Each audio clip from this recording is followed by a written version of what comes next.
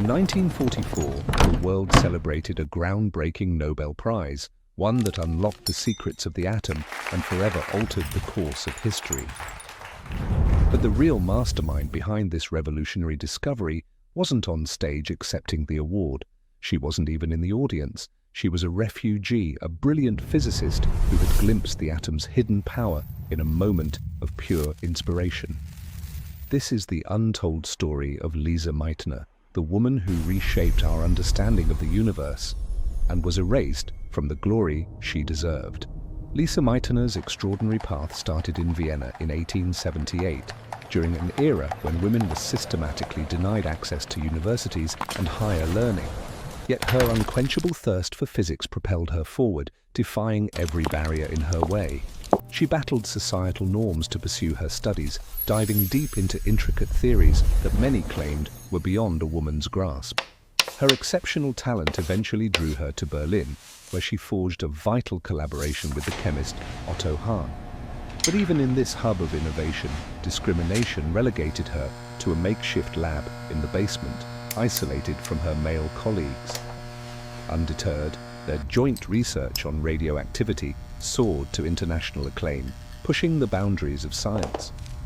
But misfortune, unfortunately, didn't leave her. The shadow of the Nazi regime descended, shattering her world. Once a respected leader in her field, Lise became a hunted fugitive simply because of her Jewish heritage. By 1938, with danger closing in, she made a harrowing escape from Germany, fleeing with nothing but a small suitcase and her indomitable spirit. In her isolated exile in Sweden, she maintained a clandestine exchange of letters with Hahn. His recent lab results were utterly perplexing. When uranium was hit with neutrons, it appeared to transform into a far lighter element. This defied every established law of physics. How could the atom's core simply break apart? The genius of Lise became the absolute masterstroke here. Lise envisioned the atomic nucleus not as a rigid sphere, but as a quivering drop of liquid.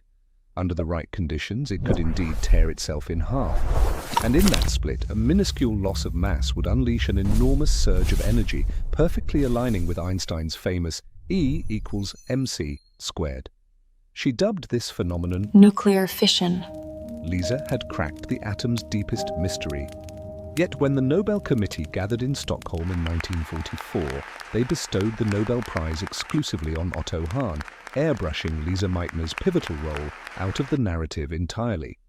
In a twist of fate laced with irony, as the era's top scientists were drawn into the grim work of wartime weaponry, some, actually most of the brilliant minds of that time, contributing to the atomic bomb's creation, Lise was invited to join the secretive Manhattan Project.